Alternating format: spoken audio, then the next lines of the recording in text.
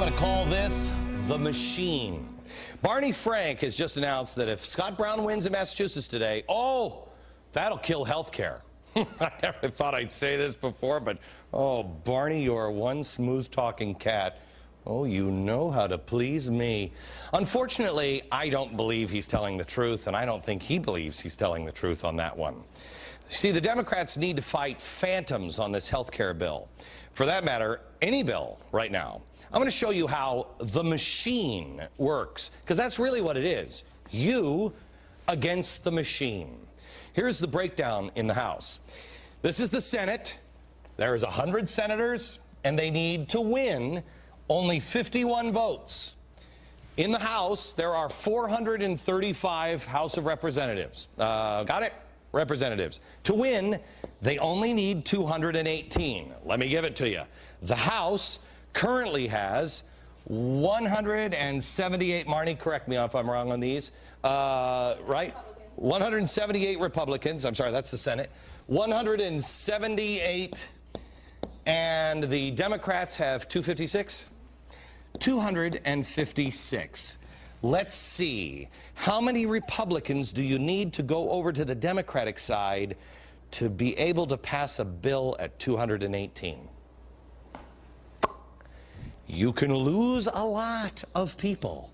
This number is greater than 218. These people don't even matter. The Democrats don't need a single GOP vote to get whatever they want in the House passed. In the Senate, they've already declared their willingness to use the nuclear option, which means a simple majority of 51 would pass the bill. Again, do they need a single Republican? What are the numbers? Here, Marnie. 58 Democrats. 58 Democrats. 40 Republicans. And 40 Republicans. Again, 58 greater than 51. There's no effective resistance from the GOP to the Democratic agenda. None.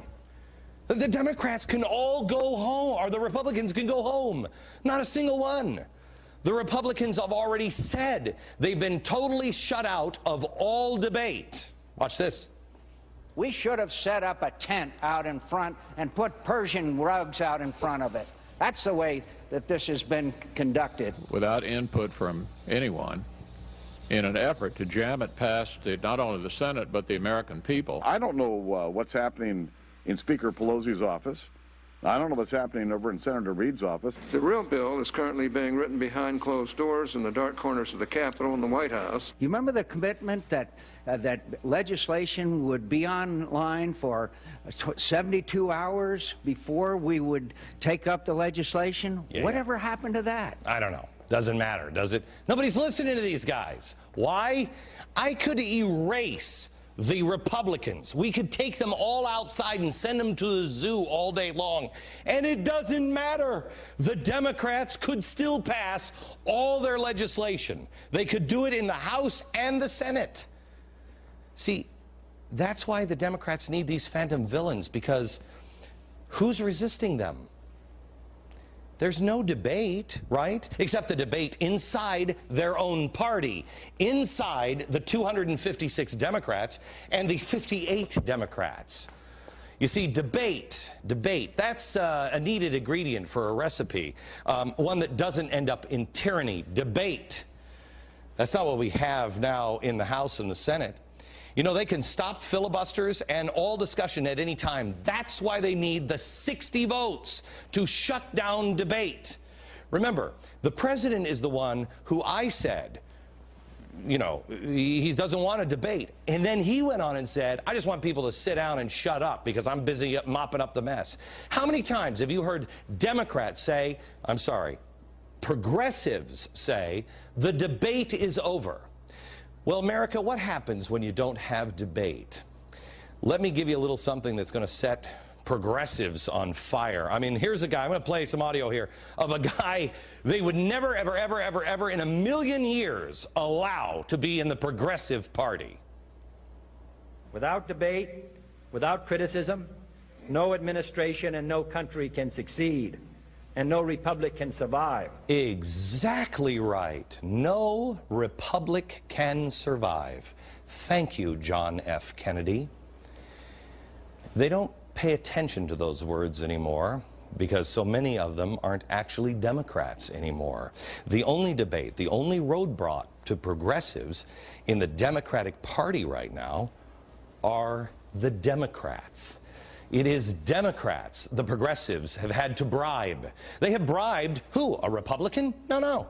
Nebraska's Ben Nelson, a Democrat with hundreds of millions of dollars. They bribed Louisiana's Mary Landrieu, a Republican? No, with hundreds of millions of dollars. Watch.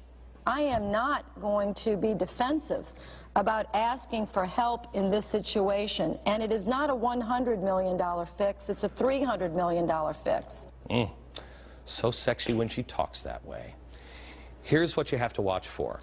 Not only is the republic at stake, but you will know the health of it by seeing what happens right now. If the Democrats lose this fight inside of their own party starting tomorrow to triangulate, to slow down the machine built by the progressives, well, we will see whether they turn their progressive machine against the republic or if they will moderate, regroup, and blend back into the background again as they have done so many times before.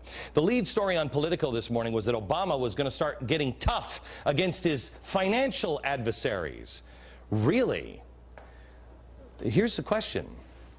Who's he going to get tough against? Who's next? I've shown you that the GOP cannot stop his agenda. Simple math tells you that. Is Rush Limbaugh the guy that made all of this happen? Am I? Is Sarah Palin? No. I contend the real obstacle to Barack Obama, one he'll never name, is you. You made the difference. Oh, but they can't take you out first. No. They have to take out people you look to. They'll take out people that are so-called leaders. They'll take them out one by one and hope that you learn the lesson to sit down and shut up. We're busy mopping over here. I'll show you their pattern and the attack they started just in the last 24 hours next.